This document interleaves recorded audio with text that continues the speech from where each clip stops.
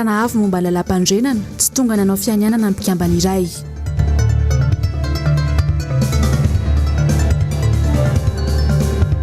Tanora iray mindeha Matoamasina, be loatra ireo fampanantenana tsy tanteraky ny mpitondra.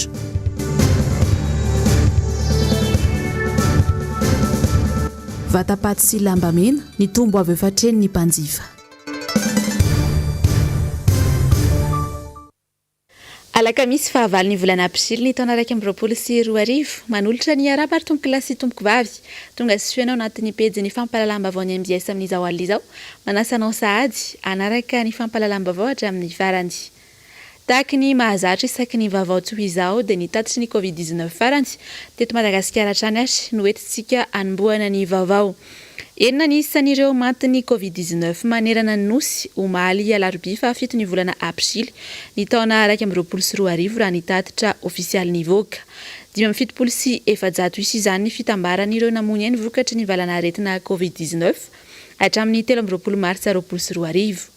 Tamin'ireo fitiliana 473 natao kosa 47 ny tranga vaovao ka ho an'ny Tetoan'Alamanga misy 70 Atsinanana 90, Diana 410, Alotra Mangoro misy 8, Otmatsiatra 10, Boeny 7, Vakinakaratra 90, Sava 9, Atsimo Andrefana 10, Vatovavy Fitovinany 10, Menabe 7, Analanjoro 10, Anosy 8, Any Orombe misy 3, Betsiboka 4, Melaky 13, Atsimo Atsinanana iray.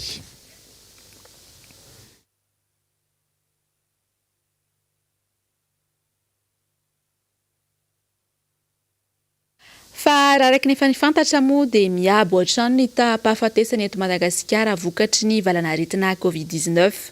Nanamafy moa ireo fisehoany sy ny tokony atao indrindra ny mpitsabo iray ho an'ny androany, indrindra ho an'ireo olona izay mbola minitsy mitandrina sy milaza fa tsy misy ny valana aretina Covid-19. Nambinitso velositraka, Tokra Marla. Mbola betsaka ireo misalasala manoloana ny tena fisian'ny valana aretina coronavirus marina raha ny fahitan'ny mpitsabo ny tranga mahazo ireo olona tonga manantona azy ireny. Misy ireo efa misedra fahasarotana izay voataitra manantona mpitsabo, ao koa ireo efa tafiditra ao anatin'ilay atao hoe forme grave izay vao mikropaka mamonjy dokotera. Raha vao mitranga nefa indray amin'ireto fambara voalaza mpitsabo ireto dia efa mila manantona toeram-pitsaboana avy hatrany. Takany tsembotsemboka, tsirony tsy vetina dia tsembotsemboka. Dia manarak'izay takany magagagaga ny tenda, takany mety mararirary kely ny tenda. Manarak'izay takany mararirary an-doha, mararirary ho atoka eo. Dia misy koa ny mikohaka, manao koha maina aloha tsy indraindray dia avy eo lasa mikohaka manzy revaka. Dia indraindray lasa manaitra amin'ny alina ilay kohaka, lasa takany miakatra tosi-dra eo. Mety izy afana, mety tsy mafana fa amin'ny akapobe mitatoato dia lasa niakatra kely ny hafanana, tsy dia mamay be fa mamaymay hoe subfébrile. Dia manarak'izay tonga any amin'ilay resaka anankiray hoe tsy dia mahina-kanina firy, lasa mahalalay komana. Dia rehefa vao moa tena tsy mahina-kanina intsony mihitsy, lasa mararirary eo amin'ny ambavafo eo, dia manana olana kely eo amin'ny fofona. Rehefa tena miombola izy ka tsy voatsabo na varimbarina ilay olona dia lasa inona ny zavatra miseho, lasa misepotra, miakatra tohatra kely dia sepotra, mandeha tongotra kely dia sepotra. Voalaza ombienombieny moa ny amin'ny hoe mila mitandrina ilay rehetra fantatra nefa hoe inona marina moa ireo fitandremana atao. Atao daholo ireny fepetra fandraisahany rehetrarehetra teo aloha ireny, fa kosa manampy aho hoe aza miaro torobe ry zareo aza dia manao reraka loatra ry zareo dia mahaiza mihinan-kanina meza mihinan-kanina tsara. Dia mahay indrindrandrindra koa misotro rano, dite io asiana siramamy kely. Ny antony tena mandreraka ny olona voan'ny coronavirus dia tsy te hihinan-kanina dia tsy misotro rano. Dia indrindrandrindra rehefa tsy misotro rano dia tsy ampy dia tsy mahinan-kanina koa dia lasa déshydraté dia manome an'ilay antsoina hoe hypoglycémie. Iny ny tena mandreraka. Hinanana reo voankazo, legioma reo no tena hanina. Ho antsika le manao an'ireny fanatanjahantena any amin'ny salle reny ka be dia be ny any tokony mbadiniana ihany kokoa ny olona mandeha makany. Dia atoraka izany kokoa ny olona mandeha makany am-piangonana. ny fanasan-tanana amin'ny rano dia ny fanasana tanana amin'ny alcool. Tompona andraikitra ny tsirairay eo amin'ny fanatanterahana ny fitandremana sy ny fisorohana rehetra mba tsy havosy hiparitahan'ny valanaretina amin'ny tenany sy amin'ny hafa. Mbola betsaka ireo misalasala fa misy ireo sahirana manoloana ny couvre-feu manonoka misy ora alina rehefa ivoaka ividy fanafody ohatra na sendra fahasarotana tampoka eo amin'ny solika raha sendra mitondra marary iny ohatra ihany koa. Ka isan'ny vahaolana hoy ny nambaran'ny mpitsabo ny fanokafana ireny tombotsolika ireny toy ny toeram-pivarotam-panafody ihany saingy atao mifandimby mba afaka hanome tolotra ho an'ireo izay misedra fahasarotana. Ny dokotera Domona Rakotonoeler no mitondra amintsika ny fanampanazavana. Eo amin'ilay resaka station d'essence zay mba tompona andraikitra re mba mangataka re ny tenanay satria misy le olona mandeha mitondra marary amin'ny sasakalina manao mivonjy aina dia sendra lany lasantsy lany gasoil le olona re fangatahana zao anareo tompona andraikitra amin'ireo station d'essence reo hoe mba sao dia mba azo atao re olona mba manao hoe tour de garde zany hoe ariananina dia mba ampahafantarana atao fantatry ny vahoaka rehetra hoe ariananina no misokatra atao vaovao amin'ny télé ve atao amin'ny radio ve mifampahafantarana amin'ny gazety dia manarak'izay etaetako manokana ito amin'ny mampitsabo mitena miara mahita mihina fa marary koa dia mahita an'izany mividy mpanafody tena lafo mijaly le vahoaka fa afahamvidin'ny olona nefa voafetra amin'izay tompona andraikitra re mbadin'io hoe aloha mba tsy hiakatra be re olona mividy mpanafody. Fa manoloana ny fahamaroan'ny olona maty ny valanaretina Covid-19 eto Madagasikara dia niakatra niaraka tamin'izay ihany koa ny isan'ireo olona manjifa lambamena, voninkazo ary mampanamboatra vatapaty amin'izao fotoana izao. Tao anatin'ny iray volana izay araky ny fanadihadiana nataony Nambintsoa Velositraka sy Tokiramarola. 7 ka hatramin'ny iray tapitrisa ariary ny vidin'ny lambamena ety an-tsena. Ny tombo tokoa ireo mpanjifa hatramin'ny volana maritsa teo raha ny fanazavandreto mpivarotra reto na dia tsy nisy aza amin'ny famadihan-drazana tamin'ity taon'ity hoy izy ireo dia hita fa nandeha ny tsena noho ny fitombon'ny olona maty tatoato indrindra vokatry ny valanaretina coronavirus. Arakaraka le qualité-ny aloha zany le lambamena ny farany ambany indrindra zao eo amin'ny 150 000 eo dia ny ambony indrindra zao eo amin'ny 4 millions eo. Hita mihitsy zany hoe betsaka mihitsy maty satria betsaka mividy lamba nefa ny eo ihany koa lefa efa ny vidin'ny olona moa zany dia tsy dia hoe maka zavatra lafo izy na hoe sarotra fa matetika le lamba kely tsotsotra ireny ny alainy. Matetika koa moa zany le olona hoe tampoka lefa oriana dia tonga dia ohatra hoe lamba tavoahangy, lamba lany tsotsotra eo amin'le 2 alina sy ny 3 alina eo ihany ny zakany. Amin'ity zany izay mandray olona 10 enina farafahabeany eo anatin'indray andro. Ny olona koa mantsy zany eo amin'ilay resaka fanararotana satria misy zao maty dia hisokatra amin'ny fasana dia tamin'ilay heritaona zany izy ilay tsy namadika dia tsy maintsy ohatrany hoe vao misokatra amin'ny fasana dia manararota an'ilay hamonan'ilay razana maina efa taloha tao izy.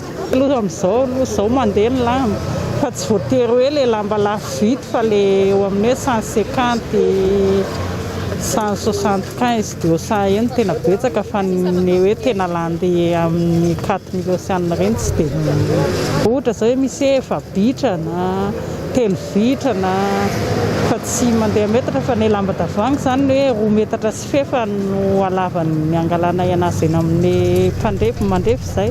Misy izao ohatra ny sasany ara 40 000 dia atao mahampy anazy, misy nefa tena mividy hoe izy hoe any amin'ny 2 millions 5 arakaraka le qualité an'ilay lamba vidiny zany. Misy lamba koro, misy ane lamba kiray ary zao dia efa 4 millions vidiny dia nefa iny lofo vitsy mpanjifa anazy fa tsy dia hoe betsaka.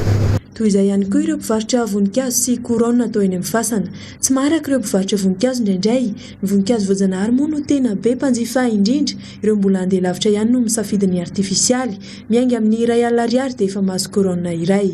Raha noharina tamin'ny teo aloha aloha raha tamin'ny atsy amin'ny siny corona tamin'ity indray dia hita hoe mba maromaro aloha tena eo tsy mibetsaka tena zay presque tonga teto aminah aloha zao dia corona dia alevina zao daholo fa tsy mba misy mihitsy ny azo enjasapatina ohatr'izany presque zany raha zany hoe misy olona 10 ohatra ny teny tonga eto aminah dia hoe misy olona farafalika matiny zany hoe 9 na 7 amin'izay tonga dia corona daholo tsy mihoatsan'ny 4-5 zany raha olona tena hoe afaka manao izy ohatra hoe vadiny zanany zafy mipiraitam-po izay fianakaviana moa zany amin'ny fianakaviana azy dia manao tsirairay arak'izay tiany ihany izy eo amin'ny 50 000 francs jusqu'à eo amin'ny 250 000 francs zany arakaraky ny qualité amin'ny fleur foana zany no prix-any. Mandeha aloha ny tsena hatreto folo teo aloha dia manatombo 5 eo tsy compte aloha ny tena be mpividy indrindrany maro ihany fa tena be da be maty manatombo hatramin'ny misy ny corona aloha dia manatombo be ilay izy avo 3 eny io. Tsy latsa-danja koa anefa ireo mpanamboatra sady mpivarotra vatapaty ny azy ireo ny tena nahitana fiakarana be indrindra ny mpanjifa ho an'ny Fredy manokana izao dia tsy ny olon-tsotra ihany no mampanamboatra vatapaty eo aminy fa misy ireo fiangonana na hopitaly na fikambanana samihafa. Manamboatra ohatr'izao zao 600 zao ohatr'izao 1,500. Inona no mampiavaka anazy? Aty misy pain dia misy hazo ala. Eny teo izao niakatsakatsa kely izy zao teo alolo teo izao nahita 12 5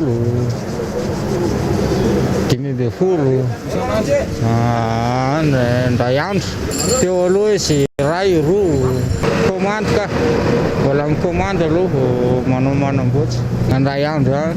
Mirongatra aoka izany ny tahampahafatesana raha ireo sehatra ny varotra ireo nijerena ka ilaina fitandremana trano manoloana ny fiparitahan'ny valana aretina coronavirus. Eo amin'izay lafim-baovao mahakasika ny Covid-19 izay hatrany dia samy katroka izay ahasitrana sy fisorohana ny valana aretina Covid-19 avokoa amin'izao ny tsirairay. Tsikasitra tamin'izany ny filaharana be hita teto sy mahazo arivo ho an'ireo olona mitady fanafody voalaza fa manasitrana no sady ihany koa fanefitra. Toy izao indrindratra ny fanadihadiany Nambinitsoa Velositraka sy Tokotry maro lahatrany. Toy izao ny filaharana ety Mazorivo, toerana voalaza fa misy mivarotra ilay fanafody ED1 fanefitry ny valana aretina coronavirus. Misy mihitsy azy ireo matory ety an-toerana miandro filaharana raha ny fitantaran'ny mpiambina izay tsy afaka nitafa-mivatana taminay moa izy ireo. Misy koa ireo izay tonga vao mangiran-dratsy ary misy ireo tonga somary taratara. Samy manana ny antony avokoa ireo olona tonga milahatra ety, ao ireo izay mbola hivarotra, ao koa ireo izay manana ny marary ary indrindra ireo izay misoroka sahady mba tsy hovoan'ny Covid-19. Aza aloha tamin'ny valo teo vao tonga teto. Andrainy aloha sao dia mba tonga ihanyko izay zavatra lavitra beko. Ny mpiara-miasa ny nanana olona marary dia sitran'ity zany ny havany tenenina dia mba hierovana zany dia aloha mijery dia efa tena sarotra mihitsy vao nahita an'ity toerana etsy ity. Izay efa ny Ambato-be ihany. Tamin'ny 10 teo any tonga teo zao. Ny lehibeany atao am-piasana no ny tenanay hoe misy an'io aty satria izy tao anaty Facebook no nahita anazy dia izy no naniraka anay makaty zany. Zay zany ao anatina société dia be loatra aloha lafa mezivezy dia fitandremana zany hoe mba antikôry zany ny antony nahatonga an'izy hoe andeha aty jery ny vidy an'ilay izy. Izay zao mbola tsy nahazo fa hoe maly foana ny tetiny nisy. Ny fanomezana lalan'izany moa no takin'ny olona sendranay tety mba ahafahana mamonjy ain'olona maro. Eo koa ny tokony sokafan'ny toeram-pitsinjarana trany mba tsy isian'ny filaharana toy izao ary mba samy azo izay tandrify azy avokoa ny tsirairay. Etsy ankilany dia miparitaka amin'ny tambazotra serasera ny karazana osoka amin'ity fanafody ity. Tsy ahivina trany koa fa voararan'ny ministeran'ny fahasalamam-bahoaka ny famarotana ity fanafody ity saingy ny azo ambara aloha dia samy mitady vahaolana amin'ny ady amin'ny valana aretina ny tsirairay. Lafim-baovao ahafantanteraka kosa indray dia tapitra potika avokoa amin'izao ny lalana eto Antananarivo renivohitra. Tsy misy izay tsy mitaraina, isan'izany mampitaraina ny maro izany tokoa izao ny lalana etsy amin'ny Digy mihazo ny ampasika ho any Anosy zato iny. Vonjy tavanandro anefa mba vahaolana sy fanamboarana nentina tamin'izany. Fanadihadiana ireo amin'ny sary sy rindran-tsary ny tahiriny aina. Eritaona toy izao isika no hiditra fihiboana. Dia nampanantena ny fitondrana fa ho amboarina ny lalana eto Antananarivo. Eritaona izay, mbola toy izao avokoa aloha ny lalana eto. Manampy ny lisitry ny fampanantenana tsy vita avokoa izany. ny eo anefa misosoka ihany. Ity eto amin'dig avy any Pasika hiazo nanosy zato ity izao vonjy tavanandro no natao teto. Fikambanana iray no nanomeny fitaovana toy ny vatokely anampenana ny lavaka dia ry nirina mianakavy no manao ny asa. Vola omeny mpamily tsara sitrapo no any Karama. Ny mpamily hatrany anefa no mizaka ny fahatyantoka amin'ny faharatsiany lalana. Tapitapena vetivety dia simba satria lalovan'ny tomobile be dia be moa dia vetivety dia simba. Tsy maharitra Manahoana ny fahatyantoka tamin'ilay izy simba dia iny mihitsy? Fahatyantoka aloha ny resoro tapaka foana matetika raha vao ohatra zany mitotana mafy dia tapaka foana ny resoro. Manimba tomobile zany toko mba jereny commune ihany fa manimba tomobile ilay izy. Hitany be ihany ilay izy amin'ilay asa? Hitany be ka, hitany be mihitsy satria lasa miteraka embouteillage koa ilay lalana ratsy zany. Ilay embouteillage zany lasa miforona amin'ilay izy. Manimba tomobile ilay izy moa ilay pneu koa mora simba amin'ilay izy amin'ilay lalana ratsy. Dia na ilay tory vita raha lasa taraiky be amin'ilay lalana ratsy manangana embouteillage be. Miteraka fahatyantoka ho anareo ilay izy? Miteraka fahatyantoka mihitsy amin'ilay fahasimbana. Tsy maharitra raha ohatra hoe mirotsaka ny orana ka anona amin'izao satria mbola fahavaratra tsika izao. Dia raha mirotsaka ny orana dia tsy mateza io. Fahatyantoka aloha tena mihoapapana ny vola azo raha tsy ampy anamboarany. Miteraka embouteillage aloha izy dia taraiky ny tory. Tsy misy fahasimbana ve teo amin'ny fiara sy ohatr'izany? Mamaky pneu aloha. Mamaky pneu satria ratsy ny lalana dia faty. Ohatrany ahoana ny fahatyantoka tamin'izany? Eny ny fahatyantoka misy foana tsy hita hoe. Dia samy manana ny laharam-pahamihany tokoa hoe ny fanamboaran-dalana no isan'ny vaindon-draharaha izay avokavoky ny fampandrosoana sy ny toe-karena. Apetraka ny fenitra fanamboaran-dalana izay fenitra efa fanao fa noho ny kolokolo dia nodina sy hita. Ampiasaina anaovana ino izany ny vola etra azo avy amin'ny solika na ny fanroutier. Ireo orinasa mpanao lalana azy nanao fanambarana ny 9 febroary lasa teo fa tsy mbola nahazo ny volany ka sahirana izy ireo sy ny mpiara-miombina antoka aminy. Ny zava-misy amin'izao moa dia ny kianja manara-penitra sy ny kianja fampediana-kola no laharam-pahamihana. Eo amin'ny vaovany maresaka iraisam-pirenena ary dia maminavina sahady ny mety ho fiakarany tany fampandrosoana ireo mpahay toe-karena maneran-tany miankina indrindra amin'ny ady atao amin'ny Covid-19 ary ny fisian'ny fanampiana ara-bola ireo firenena tena sahirana nefa izany. Ravora Zafimahenina sy Tahiry Aina. Tokony androso 5,300 ny toe-karem-pirenena amin'ity taona ity ary 4,300 ny taona 2020 sy 2021 ireo manam-pahaizana iraisam-pirenena. Mety tsy hitovy anefa izany ho an'ny États-Unis sy Europe. Mila mafisina ny fanaovam-baksiny. Ny an'ny États-Unis nanao fanamby ny filoha Joe Biden fanao vaksiny Amerikana tampitrisany ao anatin'ny fotoana fohy. Na izany aza, sambola satra ho an'izao tontolo izao ny fanarenana ny toe-karem-pirenena. Herintaona taty aorian'ny fianaky ny aretina, tsy mbola misy firenena fabela aloha izao na efa manomboka miana tsikelikely aizany sasany. Raha ny tontanisa, maherin'ny telo etsy ny olona notomandry maneran-tany. Nilatsaka hatramin'ny 3,400 ny tamin'ny fandrosoan'ny toe-karena. Tsy ahafahana miarina ihany koa ny fivoarany aretina amin'ny fisindreo karazana variant. Anisany anaingany toe-karena nefa ireo manam-pahaizana ny tsy fisian'ny hetsika samihafa teo amin'ity sehatra ity ny taondasa. Izay no mety hanafaingana ny fiaingan'ny toe-karena. Betsaka ireo sehatra asa no isokatra indray aoriana kely ary tsy araka ny tolotra ny tinady. Toy ny tany Frantsa, niakatra 2,900 ny tany fandrosoana ara toe-karena ny 3 volana farany taona 2020. Vokatry ny famokarana anatiny avokoa io fiakaran'io manam-pahaizana. Nanampetsaka ihany koa ireo firenena atao anatin'ny krizy ara-pahasalamana, toy ny tao Eropa ny fanampiana ara-bola nentina nanarina tsikelikely ireo orinasa nanakatim-baravarana na koa nampiana ny vokatra tao aminy. Tokony itony fanampiana ary hamafisina hatrany ny ady amin'ny Covid-19, izay ny fomba hanarenana toe-karena ho lehibe ireo mpahay toe-karena ao amin'ny FMI Tahirim-bola iraisam-pirenena Gita Gopinath. Eo amin'izay vaovany maresaka iraisam-pirenena izay hatrany dia ahina isy fiantraikany amin'ny fifidianana ho atao ny alahady izao any Benin ny fisiana korotana samihafa ho ny mpandinika politika any an-toerana tezitra amin'ny filoha Patrice Talon ny vahoaka ka betsaka ireo maniry ny tsy hisian'izay fifidianana izay. Mbola Ravora Zafimahenina sy Tahiry Aina Trany. Ny alahady 12 Aprily avy izao no anatanterahana ny fifidianana filohan'ny pirenena ny Benin. betsaka nefa ireo efa manisy sakantsakana sahady mba tsy hantetarahana izany toy ireo manohitra ny Flou Patrice Talon. Ny alatsinainy alan'ny fony talata teo nanao andihana ireo mpanao fihetsiketsehana. Betsaka no laza fa tapitra ny 5 Aprily tamin'ny sasakalina ny fotoam-pitondran'ny Flou. Mbola anjanona teo amin'ny toerany 570 andro mihoatra ny tokony izy anefa ity farany. Nisy araka izany ny sakan-dalana nampitohan'ny Save sy Traoro ary parakoa nataon'ny olona. Tsy misy afaka mandeha ireo fiara noho izany. Eo ankilan'ny lalana kosa feno andian-jatovy milanja Sorabavety. Ilaza izy ireo fa tsy Flou intsony Patrice Talon. Tsy lavitra eo dia misy andian-dehilahy hafa manambara fa nanova ny lalam-panorenana ny taran'ny fotoam-piasany tsy nampandreny vahoaka ny Flou. Tokony atao mialohan'ny 5 Aprily ho izy ireo ny fifidianana. Betsaka moa ireo beninoa no lazany tsy hifidy tesitra amin'ny zavantranga.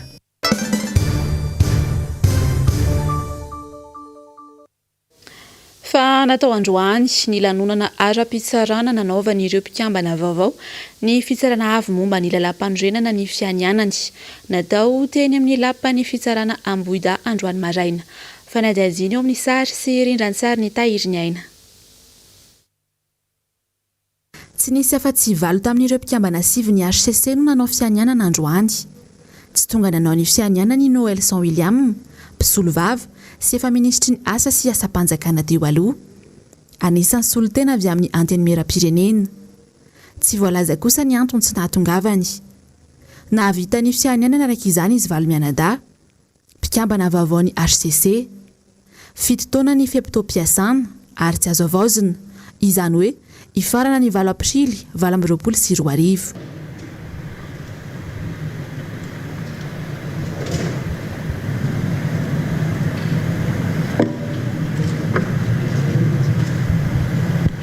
Mianinao fa ratanteraka ny tsakany sy andavany ary ampahamendrena ny andraikitra tolotra dia ompitsara avo momba ny lalam-panorenana. Tsy andany na aminiza fa andray fanapahan-kevitra ankalalahana ka ny fanajana ny lalam-panorenana sy lalàna manan-kery ary eo foto-kely dehibe raiketiny no any baikoa amin'izany. Miahina koa fa hitandro mandrakariva ny tsy ambarateny midinika ny fitsarana.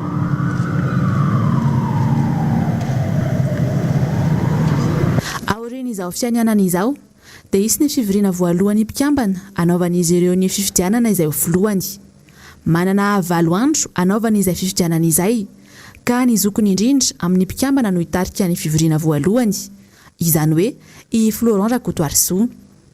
Araka ny tombana tsy voasoratra anatin'ny lalàna nefa fa raha araka ny zavatra efa niseho na ny jurisprudence dia matetika avy amin'ny olona tendray ny filohan-trano no landy ho filoha-pitarika ny HCC. Toy ny nitranga farany tamin'ny Jean-Éric Rakotoarisoa teo. Tonga nanotrina ny lanonam-pitsarana androany tety Ambohida ny filoham-pirenena, ny Prime Ministre sy ny filohan'ny parlementaire Rodonta. Androm-panjakana goavana eto amin'ny firenena ny HCC. Misy fiatraikany lehibe amin'ny fisainam-pirenena ny fanapahan-kevitra raisiny, kanefa mbola maro amin'ny malagasy no tena mahafantatra azy, na ny andraikitra tena saniny na ireo olona mandrafitra azy. Androm-panjakana mampiteraka korontana sy krizy ny HCC raha ny tany aloha. Raha izany no zava-nisy tany aloha, miandrandra kosa ny vahoaka malagasy ankehitriny fa nao ny asany ampahamarinana ny fitsarana avo momba ny lalam-pandrenana, indrindra amin'ny fifidianana manaraka ny taona 2024. Fa izany eny Ambohida hatransika ato anatin'ny ity toy ny vaovao manaraka ity satria dia mampametra-panontaniana ny mikasika ireto mpikambana vaovaon'ny HCC ireto. Toa fianakaviany fitondrana ihany mantsy ny sasany, lany olom-baovao ary ve ny fitondrana. Solomavambahoaka iray ary no mamaly amintsika izay fanontaniana izay ato anatiny ity fanadihadiana ity, rindran-tsary ny tahiry ny aina. Ireto ny mpikambana vaovaon'ny HCC. Ny roa amin'izy ireo aloha izany izay samy solotena avy amin'ny anteny meran-dolona dia misy ifandraisany amin'ny fitondrana avokoa. Ny iray rojo ny aina Ranefsan Andriamaholy dia vadiny sekretera jeneraly lefitry ny fiadidinan'ny Repoblika. Ny iray kosa Antony Arakotoniaina dia vadiny tale jeneraly ny ministera ny fizahantany. Toy ny hoe efa vita mialoha izany ilay fifidianana fa kisarisary fotsiny ihany nanaovana latsabato. Raha jerentsika ny valim-pifidianana tena angamba tsy azo lavina ny fisian'ny consigne de vote satria presita teraka mihitsy ny voaka-pifidianana tamin'izay amin'ny lafiny anankiray atao hoe zay zany ny solidarité amin'ny vondrona parlementaire kanefa amin'ny lafiny anankiray amin'ny mahafifidianana azy dia midika zany fa misy fanerena ankolaka ho ana kandida ka nafampidirana n'ilay olona ho kandida mihitsy dia mampamemetra mpanontaniana hoe tsy misy olo-kafa mihitsy ve zany fa tsy maintsy ny ankilan'ny an'ny efahato ihany na taranaky ny efahato ihany sy ny sisa ny tompon'andraikitra no apetraka ao anatin'ilay izy raha tsy izao dia inona izany no mety andikanany atao hoe népotisme raha dika teny gasy tsotsotra mantsy ny atao hoe népotisme dia ikantrano an-trano fanomezana tombontsoa ny havana raha rahampitsarana nefa itsy indrindra fa ny fampiarana ny lalam-pandrenana mipetraka avy hatrany araka izany ny aya isy fahaleovantena ve ity fitsarana ity amin'ny raharaha-pitsarana an'ilay izy ary amin'ny raharaha-pitsarana resaka momba ny lalam-pandrenana ilay izy dia tena saropady mihitsy satria fantatsika fa tato anatin'ny taona vitsivitsy farany anisan'ny niteraka adievitra be teo amin'ny fiarahamonina ny fomba nandraisan'ny fitsarana lalam-pandrenana fanapahan-kevitra ny amin'izay didim-pitsarana izay mazava ho azy fa tsy azo ivalozana izay ny teny baiko mahalaza azy ny didim-pitsarana avoakan'izy ireny sy ny fomba fanamarinana izany didim-pitsarana izany izay azo lazaina ihany hoe nisy le endrika letrezana tikano tsy tikano ka maha didim-pitsarana azy misy foana izay ny conscience amin'ny mpitsara no mitondra azy ao anatin'ilay izy fanontaniana mipetraka dia hoe raha tafiditry ny kitrano an-trano ilay izy mbola tafapetraka ambony ny kitrano an-trano ve ny conscience ny mpitsara ao anatiny izay no andrasantsika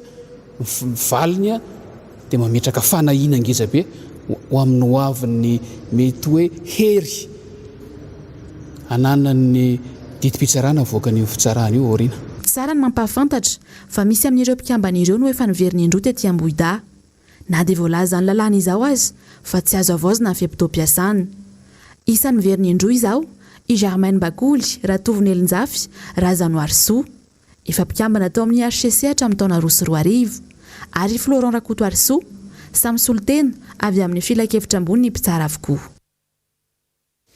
fa ho an'ny Toamasina kosa indray sika atao anatin'ity vaovao manaraka ity dia ny ray feo noho ny zava-misy ankehitriny eto amin'ny firenena ny tanora maro ao Toamasina avy amin'ny vondron-kery samihafa mivondrona ao anatin'ny RMDM ny alarobia teo fa tsy misy mandeha amin'izay izy ny fitantanana ny firenena amin'izao MBS Toamasina milaza ireo tanora mivondrona ao anatin'ity fikambanana jeune RMDM faritany Toamasina ity fa betsaka loatra ireo fampanantenana pokaty nataon'ny fitondrana izay mbola mipetraka nofinofika zara Lazarisabe fotsiny ihany anisan'ny fampanantenana ho fampananana asy ireo tanora malagasy mifanohitra amin'izany anefa ny zava-misy ireo tanora marina vita fianarana tena anivona anjerimanontolo azy dia vitsy anisany ho tafiditra amin'ny sehatra asa amin'izao fotoana izao mijoreto izahay RMDM eto amin'ny province ny Toamasina manohana zato isan-jato ny fitakiana rehetra sy ny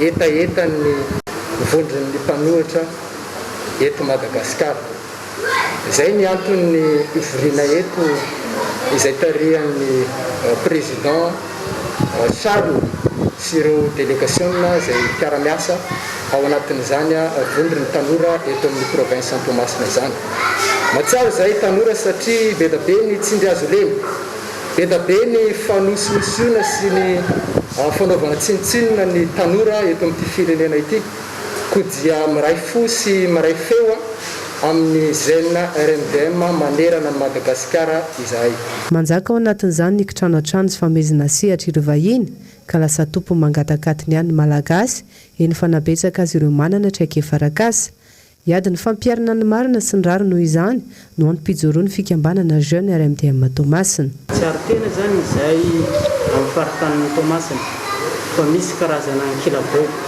atao amin'ny tanora ka zany ny antony mijoroanay mba hiadiny zany marina sy ny rarina izay manjady ao amin'ny tanora indrindrandrindra amin'ny faritanin'ny Toamasina nampahafantatra amin'ny fijoroan'ny Bromaritra izy ireo ny larobia teo nahitana solotena avokoa ireo faritra telo mandrafitra amin'ny faritan'ny Toamasina voafidy ho filohany Andriamatotompo Clément Charles sekretera général Andriamatoa Belso Paul Xavier, filoha-hevitry ny Atsinanana Sampomaro Marciolin, filoha-hevitry ny Loatra Mangora Andriamatoa Rasolofiniana Tsivery Martin ary filoha-hevitry Andriamatoa Damien.